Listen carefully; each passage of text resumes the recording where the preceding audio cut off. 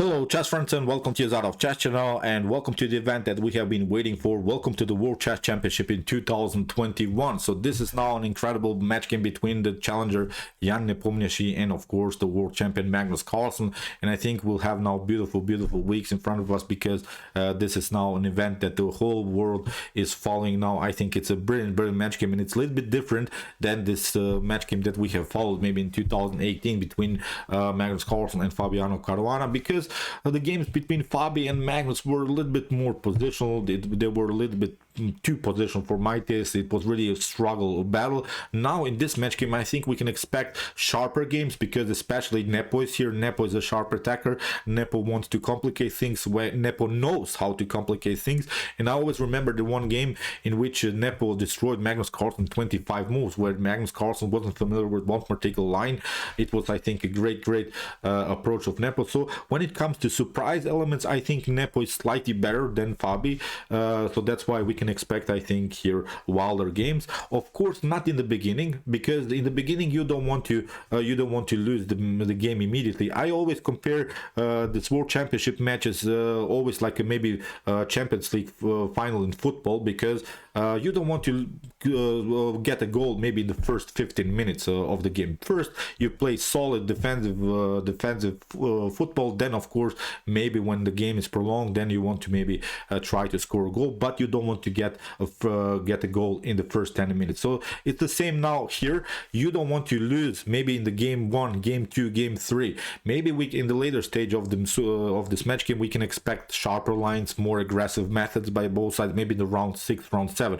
But in the first 3-4 rounds we'll have solid chess, solid openings, probably many Ruy Lopez games, probably many Queen's Gambit Decline games, many of these drawish openings, simplified openings in which you have to, I think, go into equalish lines. So that's why I think we cannot expect now really immediately some attractive chess, but in the later stage of the super event we can really expect really some wild games. So especially because Nepo is here, Nepo is now the spice of the super event. So we have to say it, I think also Magnus is in my opinion still the favorite of the super event, because Magnus is the world champion, Magnus is the best rated player in the world, so we have to respect that, of course. But Garry Kasparov mentioned, I think, one very important thing, and it's about the rapid time format games that can happen. We have seen in the rapid time format games in 2018 between Caruana and Magnus Carlsen that Caruana was really destroyed by this rapid games. But when it comes to Nepo's games, I think Nepo is a much better rapid player than Fabiano Caruana is. So that's I think also very huge element here, because if the match game reaches maybe the rapid games, then Nepo has good chances even to beat Magnus Carlsen. So that's why Magnus Carlsen, as Garry Kasparov mentioned it, and I agree with Garry Kasparov's sentence, he said that Magnus cannot lean back here and just say, I will reach the rapid games and then I have a comfortable game. No, if that happens, Nepo has good chances. That's now a huge difference, and I think it was very realistic what Garry Kasparov mentioned in one of his interviews. So that's why I think we'll have brilliant weeks in front of us. Let's check out now what happened today. It was the first game out of the possible 14 classical time format games. So here Nepo played with the white pieces, open with the move e4.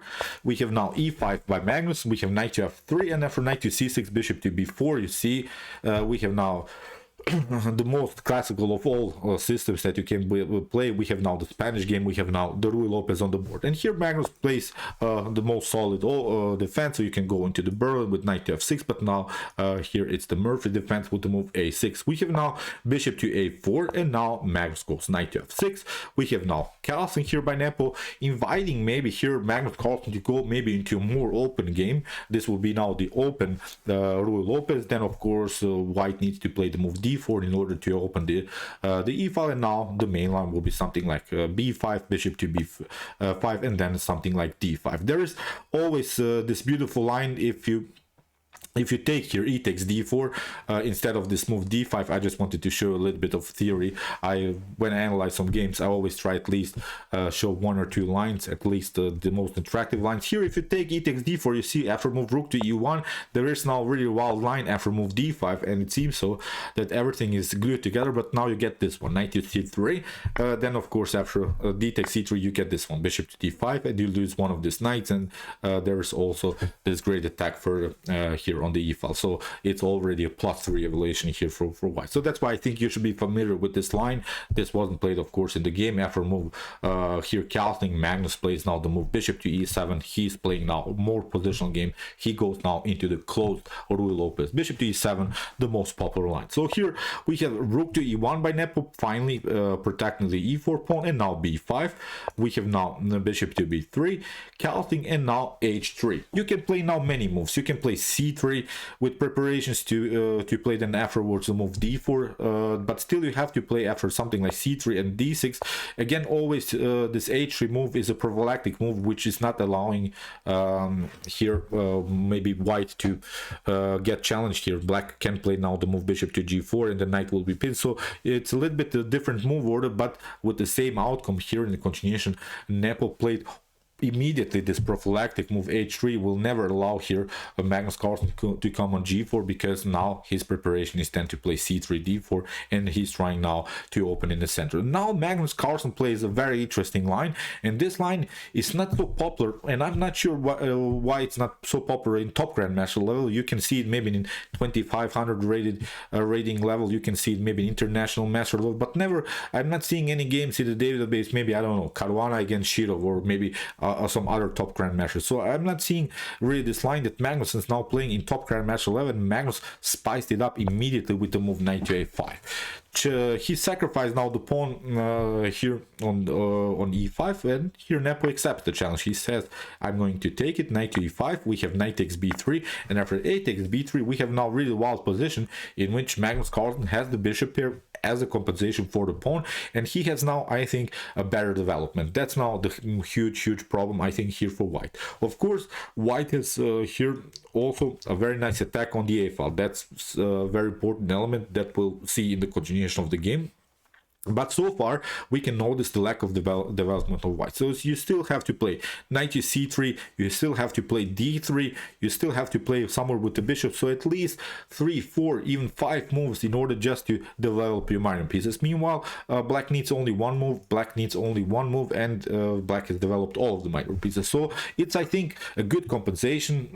Maybe you don't want to lose the pawn immediately, but I think it was a good choice for Magnus Carlsen to spice up the game like this. So here in the continuation, bishop to b7, attacking immediately. So you see Nepo loses another tempo with the move d3. Of course, you have to protect the pawn if you play something like knight to c3, and I see also a couple of games in this particular line, but now after knight to c3 we can expect, of course, this move bishop to b4, and of course attacking the knight, and then afterwards this pawn will be taken. So that's why Nepo stays with this extra pawn. He's fixing now the pawn on e4.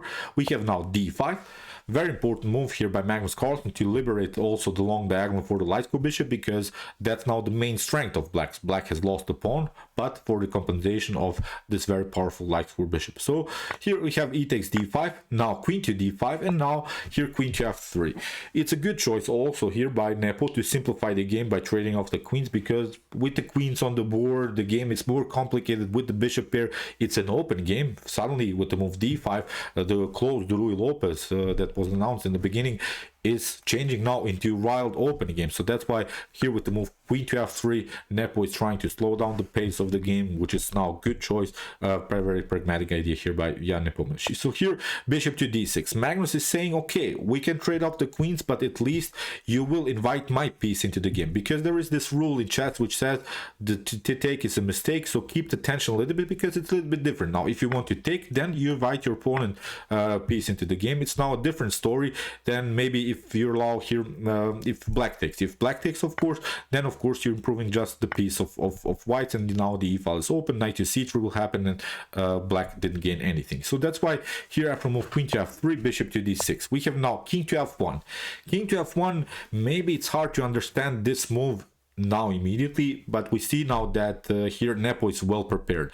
This move king to f1 is a very important move to control the e2 square. Why should anyone control the e2 square? Well, there is now one problem here for white. In the continuation of the game, after queen to d5, knight to d5, and knight to b4, this pawn on c2 will get challenged. And as I said, Nepo likes his a file attack. So if this pawn on c2 gets challenged, then we want to protected with this rook. That's now, I think, a huge important thing to recognize why Nepo played now the move king to f1, because after move rook to c1, then you could lose the battle on the e file, and that's not what you want to happen. So that's why it's very important now with the move king to f1 to control a potential rook move here on e2. So it's a deep preparation. We have to say these guys are so well prepared in this opening theory, so that's why we have to really understand why this move king to f1 is a good method here by Jan Nepomniachtchi. So great move. So here rook to b8. Magnus is now trying to trick here Nepo into some wild tactics, because if you develop maybe here, that would be maybe normal idea in lower rated chess. Knight to c3, of course, with the direct attack against the queen is not working, because you get simply queen to e5, and it's now game over here for white, because you can maybe takes and you have the escape, and of course black escapes with the bishop and has now an extra piece. It's game over here for white. So that's why here after move rook from f to b8, Magnus Carlsen finally challenged now Nepo. He says now you have to make a decision in the center. You want to take or you move up the queen. So here in the continuation we have queen to d5, and now comes this move knight to d5.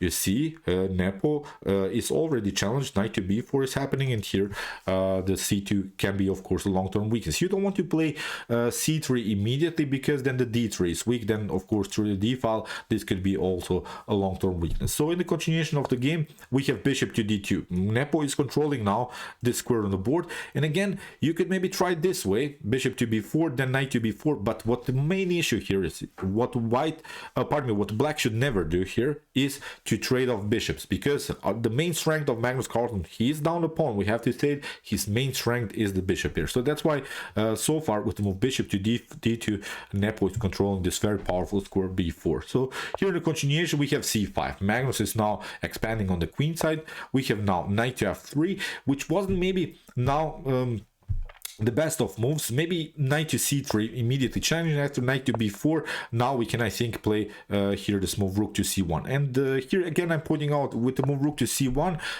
that's the beauty of this move king to f1. You see we have protected the pawn on c2, and also we have still our powerful attack on the a file. So but here instead of the knight to c3, Nepo tried knight to f3, retreating with the knight. We have rook to d8, and now knight to c3. It was a little bit different move order, but now comes a similar approach, knight to b4, and now finally rook to c1. Again I'm pointing out here the king on f1 is controlling now the e2 square. What Nepo is trying to do now is also to finally get maybe this knight here, knight to e4, then knight to g3, maybe knight to f5. These are some good squares that the knight could search now in the center of the board. So the knights, although it's an open game, still have opportunities to find good squares. But there is one problem when you play with knights in such an open game. In order to have a great grip, sort of, this knights have to be fixed. The most important thing is now to somehow create outposts, maybe something like g4, then knight to h4, and then knight to f5. That's what I mean about the grip, when the knight is really fixed somewhere in the center of the board. But that's not possible, because wherever white's knights are going, still they can be always kicked away. That's now the main problem, I think, here of Jan Nepomniachtchi. He cannot fix the knight somewhere, because even if that happens, still with g6 for instance, this knight can be kicked away. So there are no good squares for the knight to jump. You can maybe play a restriction idea, and no one wants to really challenge immediately. No one wants to push pawns. No one wants to expose themselves immediately. No one wants to create dynamic play, because if that happens, then of course you risk some further weaknesses. So here in the continuation we have rook from a to c8, we have knight to e2. Here if you try d4, maybe to finally liberate yourself, to open the position, that's not good, because we can say c takes d4. Here's the possibility you can maybe try knight to d4, and the problem is now you get a double attack here against the knight, and the only way maybe to protect it is here with the move knight to e2. Knight to f3 is not working, because bishop to f3, and then here you lose the bishop on d2. So potentially d4 move is not possible here because of this tactic, bishop to c5, knight to e2. Maybe you can do it like this, but now after bishop to d4, okay, white could also take out maybe here the knight on b4, but now with bishop on b2, here one of these rooks will be lost for sure. So you see, this d4 is always a motif that white would love to play. White would love to play this move, then the position is open, then we are not so pressured anymore by the pawns on the queen side. But now d4 you see is also a huge tactical problem. So that's why Nepo tried a different route. He tried here maybe knight to g3, as I said, knight to f5. So here Magnus sensed that Nepo wants to go on f5. That's why he's chasing him a little bit with his knight to c6, and he's trying now knight to e7, of course controlling here the f5 score. So we have bishop to e3 by Nepo, we have knight to e7, we have bishop to f4, and this was now one of the critical moments of the game. This was now a little bit of an inaccuracy here by Nepo. He has to play, I think, this idea, knight to g3, at least he's controlling the f5 score, or he can play something else. But here with the move bishop to f4, suddenly it's Magnus Carlsen who has now a slight advantage, because here Magnus Carlsen plays now the best suggested move. He's playing bishop to f3, after g takes f3, bishop to f4, knight to f4, and now rook to c6. He's protecting now his pawn on a6. Also rook to d6 is a possibility. Both of these moves are pretty good for black, and we can notice now, okay, white is still up whole pawn, but the pawn structure is not so good anymore. You see, we have here this double pawn structure. Here we have already a messed up pawn structure here on the king side too. These are isolated pawns, so they can be an object of black's attack. Of course, Magnus Carlsen has also one weakness. We have to say it, it's the weak a6 pawn, so that's why Magnus has to be careful also on the e file. So here in the continuation, rook to e1, knight to f5, we have c3, protecting of course the d4 square. If this knight comes on d4, then of course these pawns will be very weak. Also the f3, the c2, the b3. So far a good move here by Nepo. So we have knight to h4, rook to e3. Nepo is protecting the f3 pawn. We have now king to f8, which was maybe again also now slightly inaccuracy by Magnus, because he should have probably played something like g6, and after something like king to e2, maybe here he should search maybe for sort of a path for the king. Maybe then maneuver the knight to f5 and maybe try to get the king more active on the king side. That would be, I think, one of the good methods here for Magnus Carlsen. I think he rushed a little bit his attack towards the center of the board, but when we play endgames, potential endgames, this is now maybe a middle game / endgame stage, you want to get your king towards the center, but so far it's not so easy to play that, because this rook is cutting off the e file. So that's why maybe Magnus should have searched here for good opportunities here on the king side. He should have maybe searched for a path for the king on that side of the board. So but okay, he played king to f8, allowed now here king to knight to g2, forcing maybe here trades of knights, and after here knight to f5, Magnus is saying, I'm slightly better here, I don't want to trade off the knights, still I want to complicate things, because especially of the d3 weakness, and especially because of these two weak pawns. So here rook to e5, g6 fixing the knight, and now knight to e1. We have knight to g7 by Magnus Carlsen, and now rook to e4. So Nepo is holding now the position, I think, still probably slightly better here position for Magnus, especially because of the weakness. But with the move rook to e4, Nepo is saying, I'm not allowing you here to come somehow through the e file. Still you have to protect your a6. So here at least Nepo is realizing his problems, that he has several weaknesses, and he's now basically playing for draw. At least that's my opinion, because of his move. So here after move f5, we have rook to e3, we have knight to e6, knight to g2, we have now b4. This is now a brilliant move by Magnus Carlsen, because now the position will get open. Because if you play here c takes b4, you see after c takes b4, it's now much better position for Magnus, because he's now controlling the only open file. Okay, we have also the open e file, but this e file can be controlled again by king to f7.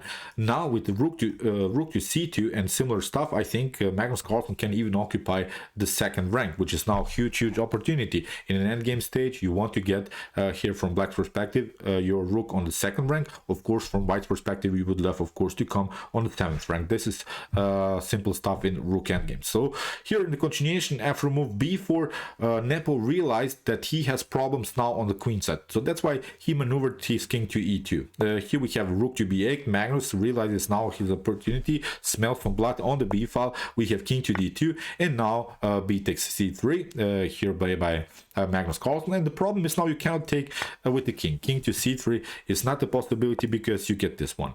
Knight to d4, fine. finally, you see the whole battle, this whole c3 stuff was built around the d4 square. So now with knight to d4, the risk is here rook to b3. So even if you try to cover with rook to a3, then you get the fork knight to b5. This was also a nice tactic here by Magnus. So that's why b takes c3 has to be played, but now Magnus has his pawn back in here. It's a good continuation now for the world champion. He has now this isolated pawn on a6 still, but from an endgame's perspective, I think it's good here to have this pawn like this, because we have now a knight endgame.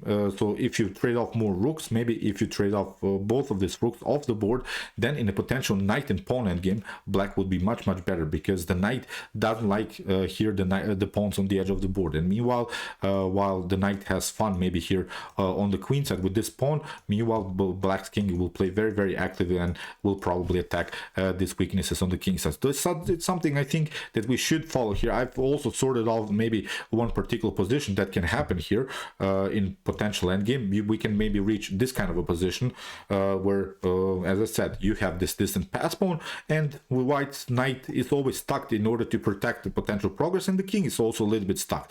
Of course, white has here maybe an opportunity to push the pawn in the center of the board, but the king can always control the center and go maybe here towards the king side. So that's why here with this already weakened pawn structure on the king side, this would be a perfect endgame. So for instance, if you have a position, I think such a position could happen. For instance, a similar position here, the engine gives already +3 evaluation for black, which is really wild. So that's why Nepo, I think, has to be careful. So this is now maybe not immediately a knight and pawn endgame, but it can become a knight and pawn endgame if Magnus manages to trade off the rooks off the board, which was I think now his main strategy in a potential endgame. So that's why here king to c2, we have a rook to b7, h4, king to f7 here played by Magnus. Maybe it was time to play again rook to b6, again trying to occupy the second rank. Maybe Magnus didn't want to calculate too much now, but I think he should have tried, because maybe occupying here b2,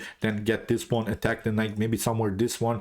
I'm not sure. As I said, it's something that also, for instance, my engine is suggesting at home. So as I said, maybe this would be slightly more accurate, but here Magnus try king to f7, we have a rook to e1, king to f6, and now knight to e3, we have rook to d7, we have knight to c4, and now rook to e7. Here Magnus is probably trying to finally maybe get the knight somewhere and trade off the rooks off the board and go into a simplified endgame. So we have now knight to e5 attacking the rook, and here after a couple of perpetuals, both players agree to draw. This is a good choice, I think, for Nepo, especially because, as I said, you can reach this kind of a position where white is, I think, lost in this potential endgame. These distant pass pawns are some strategical elements that you have to create when you play knight and pawn endgame. So I think Nepo realized that in this perpetual